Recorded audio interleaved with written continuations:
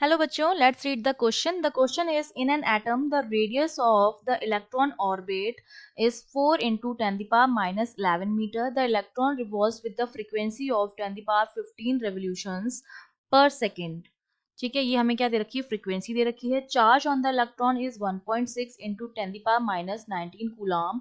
Calculate the magnetic field at the centre of the orbit. तो उस orbit के centre पर मैग्नेटिक फील्ड जो है वो हमें निकालना है. तो हम जानते हैं कि कॉन्सेप्ट में कि जब भी कोई इलेक्ट्रॉन किसी ऑर्बिट के चारों तरफ रिवॉल्व करता है, इस तरह से मेरे पास ऑर्बिट है, ये इलेक्ट्रॉन जो है वो रिवॉल्व कर रहा है किसी वेलोसिटी v से, और इस ऑर्बिट की रेडियस हमने r मान ली है. तो जब इलेक्ट्रॉन रिवॉल्व करता है तो करंट फ्लो होती है, और करंट फ्लो की वजह से मैग्नेटिक फील्ड जनरेट होता है, और सेंटर पर जो मैग्नेटिक फील्ड आता है b, क्योंकि अब ये एक तरह से क्या हो गया, एक सर्कुलर कॉइल हो गई है जिसके सेंटर पर हमें मैग्नेटिक फील्ड की वैल्यू पता है, mu not B equals to क्या होती है, mu not I upon 2r.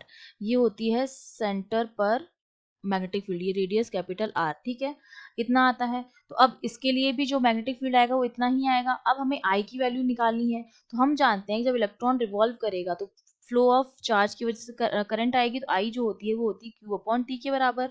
Rate of flow of charge, यहाँ पर Q तो हो जाएगा E के बराबर, और T जो हो जाएगा, हम जानते हैं कि हमें फ्रीक्वेंसी गिवन है, 1 अपॉन T जो होता है वो फ्रीक्वेंसी के बराबर होता है. तो यहाँ पर जो 1 अपॉन T है उसकी जगह मैं फ्रीक्वेंसी लिख सकती हूँ. तो आई जो मेरा है वो किसके बराबर हो गया, ई एफ के बराबर. इसकी वैल्यू मैं यहाँ फॉर्मूले में पुट कर दूं तो मेरा जो बी आ जाएगा वो कितना आ जाएगा, mu naught E F upon 2r, जहाँ पर ई जो है वो चार्ज है इलेक्ट्रॉन का, एफ जो है वो फ्रीक्वेंसी है, आर रेडियस है.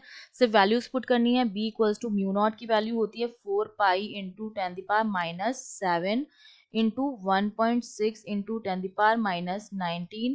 Frequency is given 10 the power 15 upon 2 into R. Radius हमें कितनी दे रखी है, 4 into 10 the power minus 11 meter. ठीक है, इसको जब हम सॉल्व करेंगे तो पाई की वैल्यू रख देंगे 22/7, सारे पॉइंट्स वगैरह कैंसिल आउट होके ये मेरे पास बच जाएगा 8 into pi into 10 the power minus 1. तो अगर पाई के फॉर्म में लिखना है आपको तब तो ये हो जाएगा 0.8 पाई टेस्ला के बराबर.